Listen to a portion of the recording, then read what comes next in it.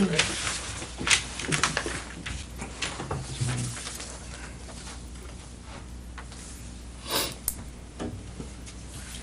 this is the Village of Peotone Board meeting for April 22, 2013. We'll begin by standing and reciting the Pledge of Allegiance. I pledge allegiance to the flag of the United States of America and to the republic for which it stands, one nation, under God, indivisible, with liberty and justice for all.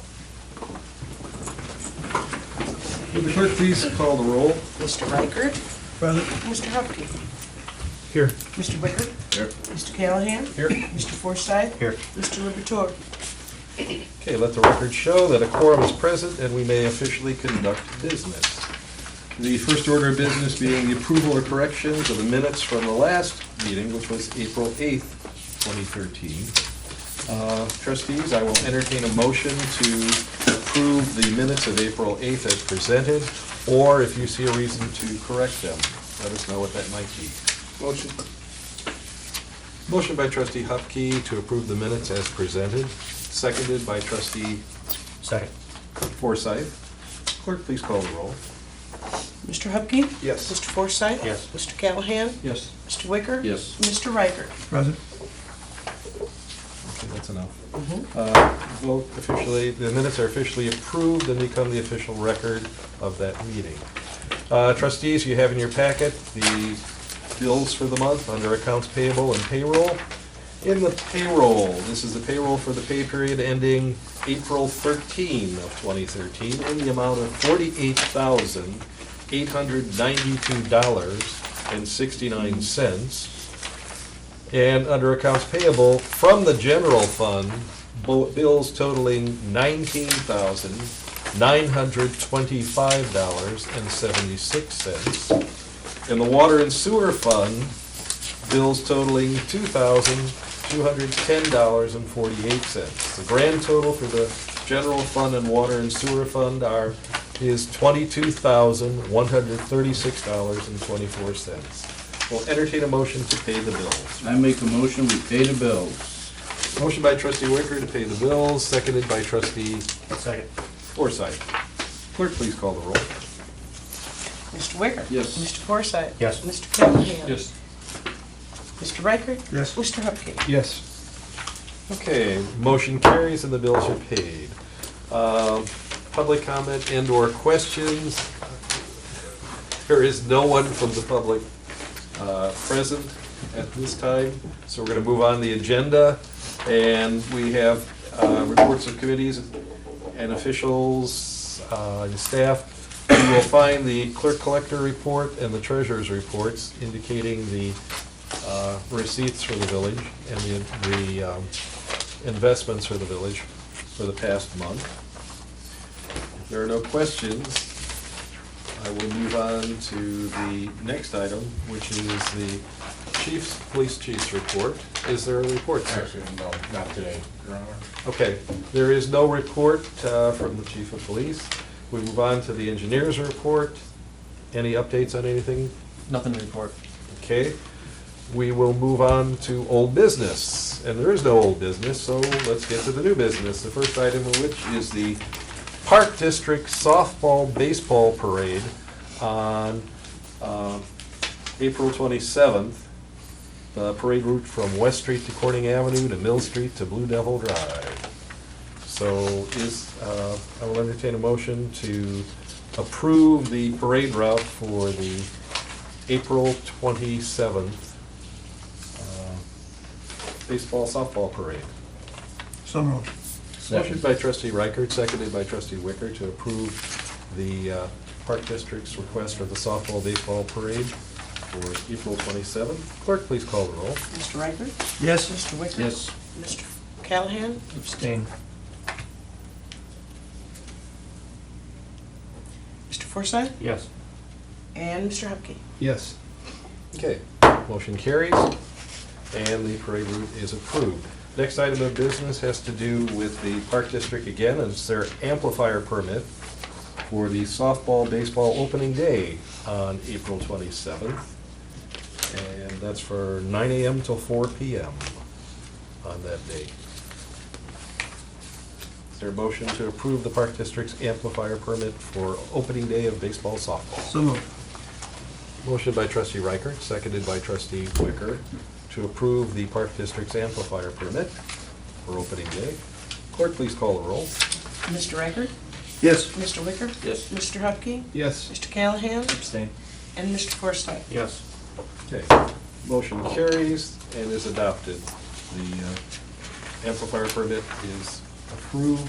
Next item of business has to do with the American Legion Post 392 Memorial Day Parade on May 27th. The usual route, North Street to Second Street to Main Street to Third Street to Corning Avenue to the cemetery. And that would be at 10 a.m. I think you missed the run for the baseball, didn't you? Did I miss it? Yeah, Oh, that's high school double Okay. dash. whoops, I stuck two things together when I picked them up. Let's go back then. We will do the high school Devil Dash for May 18th. It's a 5K run walk to benefit the music and PE departments at the high school. The event begins and ends at 605 West North Street, the high school. And the route basically runs through town. And you've been given a... It's a much more extensive route than they've used in the past. Yes, you've got a copy of it in your... Chief, do you have any comments? No, I've reviewed it. It's all a 5K. Yeah, and it's an 8 a.m. start. The May 18th, is that a Saturday or Sunday? It's usually a Saturday. Okay.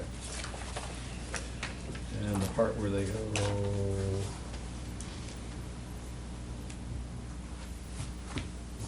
Yeah, they avoid the major part of downtown, don't they? Yep. Yeah, okay. Trustees, I'll entertain a motion to approve the Devil Dash for May 18th. Motion. Motion by trustee Forsythe, seconded by trustee Reichert. Clerk, please call the roll.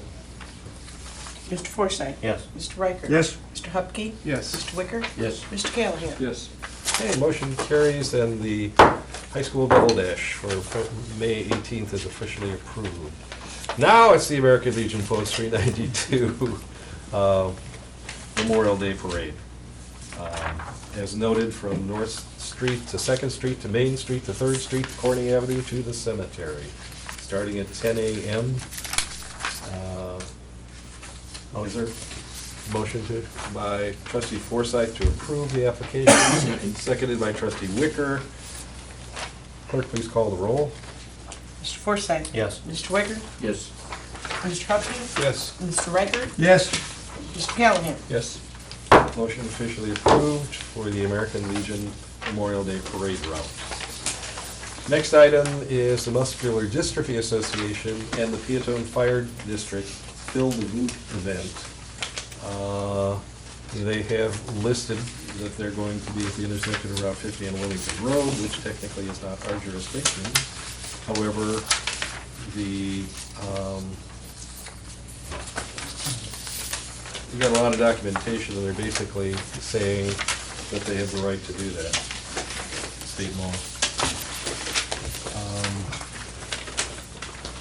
Looking to see if there's anything else. You have the date. Got the date? 7/12, 7/13, and 7/27 is Okay, what they that's three listed on there. dates. Yeah, thank you. And Should be on the cover letter. I'm looking for the cover. Right there. Okay. Oh, thanks. So, yeah, on the 12th, it's from 3 to 6 p.m. On the 13th, it's from 10 a.m. till 2 p.m. And on the 27th, it's also on the 10 a.m. to 2 p.m. I had explained to them when they called that we could not approve the location. We could We could approve approve the the idea. event, but not the location. Right.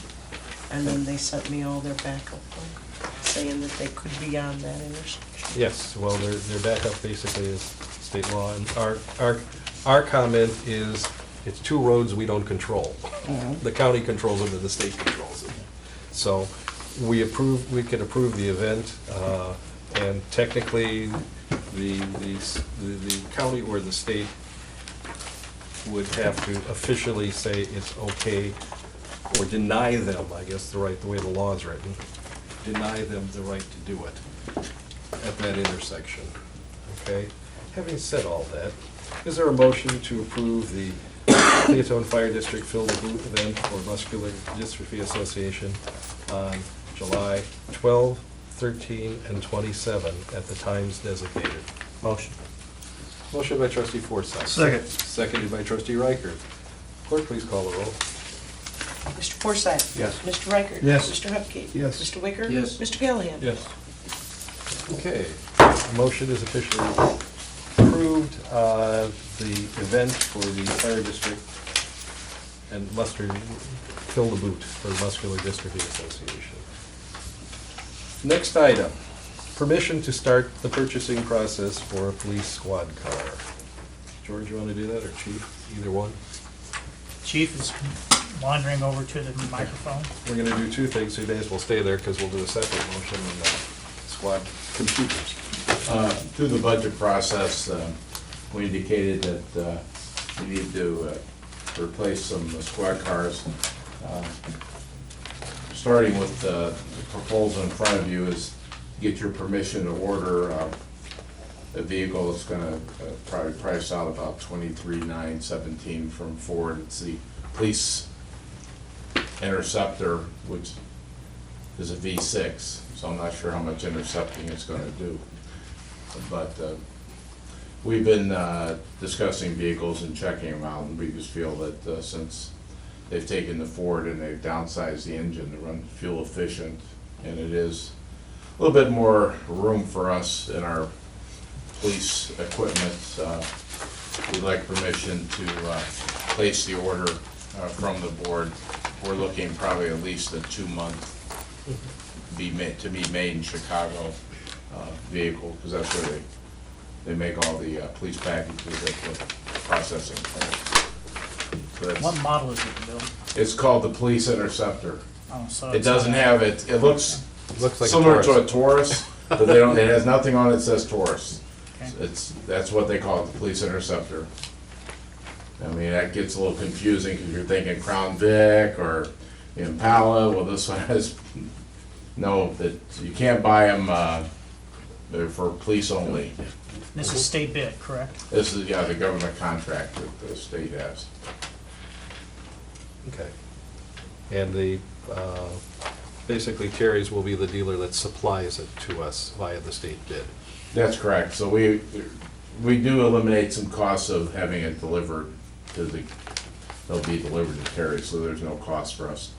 Sometimes you pay about $300, have it delivered from Southern Illinois. But, Okay. You made a point of talking in the past about how all equipment is unique all add-on equipment is unique to the particular make and model. Is there any stuff that we're going There's to have some, that shifts to this because it's a new body design? You're correct. There's the new body designs. We're gonna have to we have to replace the interior anyway. Our cycle, the Crown Vics are going away. We have a few, and we're replacing a Crown Vic with the new Ford, but our consoles won't fit. So we've found some used consoles at the flea markets that we can utilize, that everything will fit. And the next item talks about the computers, because those have to be uniquely mounted to give room in the squads. We do keep a lot of equipment in our office, our four-wheel office, so they don't all plug and play. The equipment's all unique to each model of car, whether, so we were gonna have to buy new stuff anyway. The consoles, they've been here for many years, way before myself. They probably have some of them at 15 years at least, being makeshift and adapted to each car model. So Okay. we still have some at Powell's, we'll still use that equipment. But we have it in the budget to process and get the car on the road. So with a 2-month delay, you know, and probably getting all the equipment in, we're probably looking at July before we'll see a car. The best case scenario. All right, trustees, any questions? Hearing none, I'm going to ask for 2 motions. The first motion to authorize the purchase of the squad car for the Ford Police Interceptor for the state price of $22,917. Motion by trustee Hupkey, seconded by trustee Wicker to purchase the Ford Police Interceptor as designated. Clerk, please call the roll. Mr. Hupkey. Yes. Mr. Wicker. Yes. Mr. Callahan. Yes. Mr. Forsythe. Yes. Mr. Riker. Yes. Okay, motion is approved. Next, related to that, the purchase of the squad computers, as the chief was alluding to. This is a computer that is, and all the stuff related to it that fits this particular vehicle. Well, this isn't just one, these are 4 of them. Oh, these are 4? So Oh, that's, I don't wasn't think that reading- one computer Sorry about costs that. 11,000. And somebody will think we had a mainframe from NASA coming in. No, I was just- figuring that it was part of all the package. No, it's, Sorry. actually, our computers in the squads have, after 10 years, I know, You've we're got sorry, we 10-year-old have to computers? replace them, yeah, they're 10 years old. And they have a die date and they're dying, so in our budget plans was already processed to recycle and get this equipment upgraded. So the newer laptops can be easily removed from the squads and brought into the station to work. And one point I've made, Mr. Gray and I have discussed is not, you know, the budget items that were approved for the police department operations, we're not just ordering stuff, we're ordering things as needed, and then we'll evaluate just, I mean, we budgeted so much, but we're not using that in vehicles or computers at this time. We'll replace 4 units of our computers and then see how that goes and make sure they're operational before we come back to the board with permission to upgrade. But we do know that through our budgeting cycle that we do have some upgrades to do. Our laptops are 10 years old. The computers in our office won't support the new software coming out next year in 2014, so we have to do some upgrades.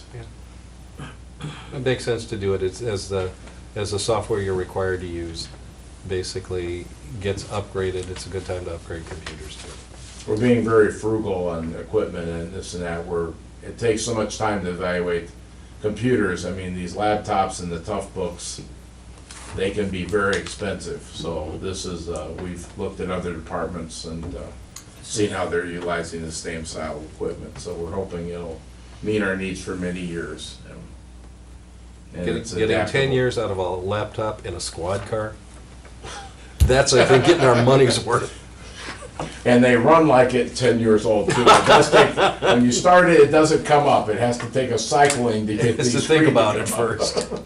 It's got to see if it's going to come back alive again. All right, so I need a motion to approve the purchase of 4 replacement laptops for installation in the squad cars at a total price of $11,151. So moved. Second. Motion by trustee Wicker, seconded by trustee Hupkey to approve the 4 squad replacement laptops as noted. Clerk, please call the roll. Mr. Wicker. Yes. Mr. Hupkey. Yes. Mr. Riker. Yes. Mr. Forsythe. Yes. Mr. Callahan. Yes. Okay, motion is approved. All right, next on our list is a follow-up, what we've been talking about in the past, an ordinance to amend chapter 91, the animal control of Title 9 regarding invisible fences. George, you want to talk about that? During the discussion and adoption of the revisions to the fence ordinance, the board identified a need to have regulations regarding invisible fences used to control animals. Board direction included 1, signage, 2, invisible fence not permitted in a front yard, and 3, installation of invisible fence requires a building permit. While invisible fences were addressed in the fence amendment, and modifications to the animal control ordinance are also necessary. Basically, we take the paragraph that begins, "No owner of a dog or other animal shall cause or permit such dog or other animal to run at large at any time in any area of the village." The paragraph goes on, we add the following items to the end of that paragraph. Persons who utilize invisible fencing to contain any animal must prominently display on their property immediately adjacent to the public sidewalk or, absent a public sidewalk, the public right-of-way, a sign which indicates that any animal located thereon is contained by way of invisible fencing. Invisible fencing is not required to extend to the property lines of the lot. 3, in residential districts, invisible fencing installed after April 30th, 2013 shall be located so as to prevent the animal from entering the area between the street and a plane described by the wall of the house or garage. I'll say that again. In residential districts, invisible fencing installed after April 30th, 2013 shall be located so as to prevent the animal from entering the area between the street and the plane described by the wall of the house or garage. The installation of invisible fencing shall require a building permit pursuant to the Peotone building code. And the matter is open for discussion, modification, or adoption, gentlemen.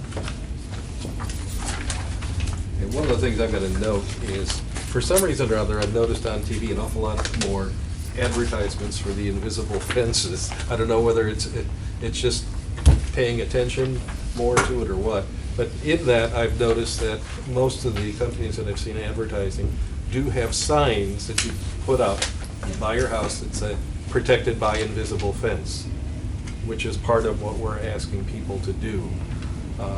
Just so you notify folks, particularly if there is no regular fence anywhere, that the dogs are being monitored by this. Trustees, do we have any questions or comments relative to this?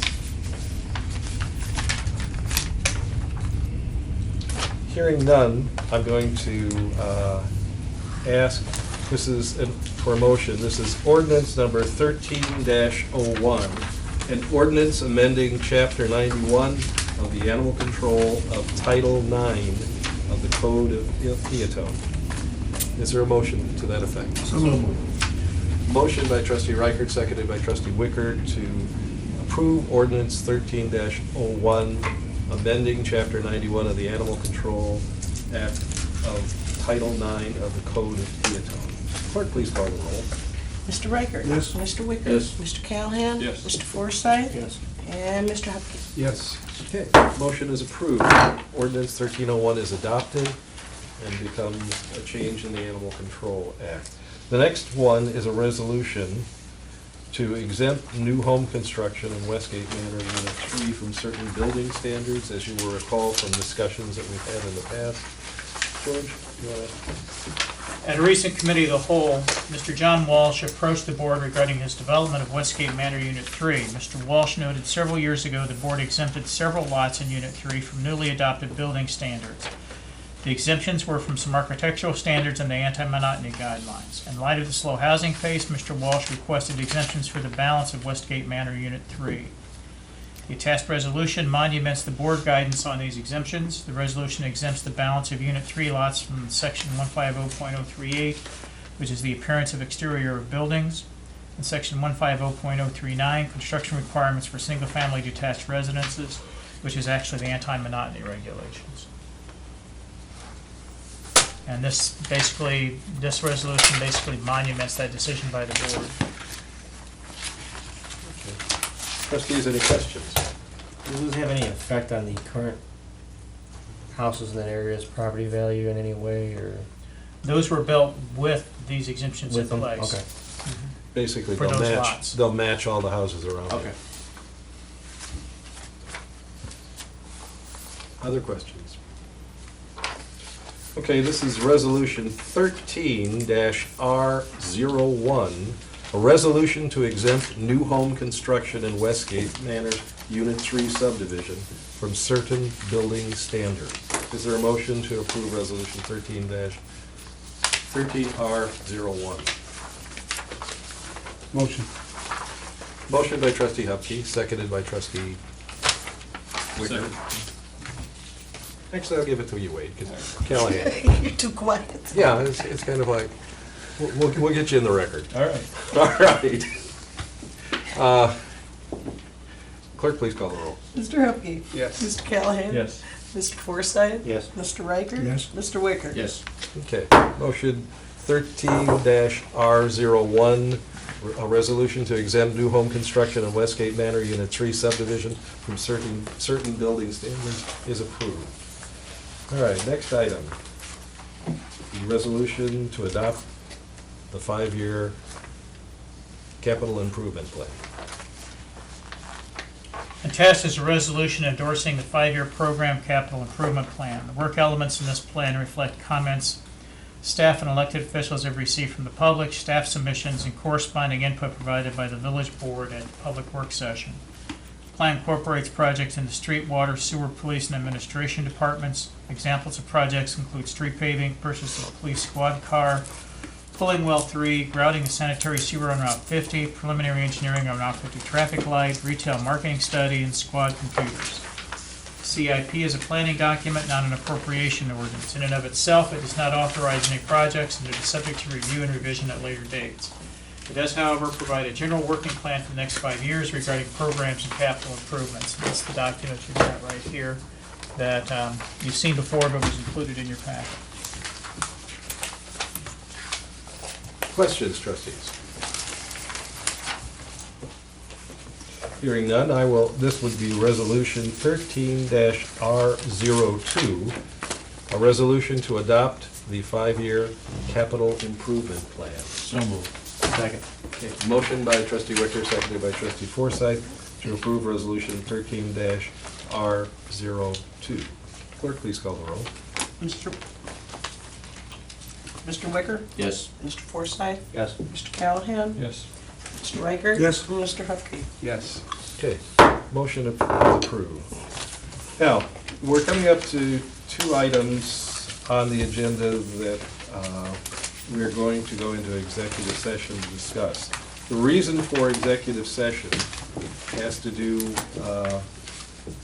for executive session number 1, has to do with probable or imminent litigation. Probable or imminent litigation.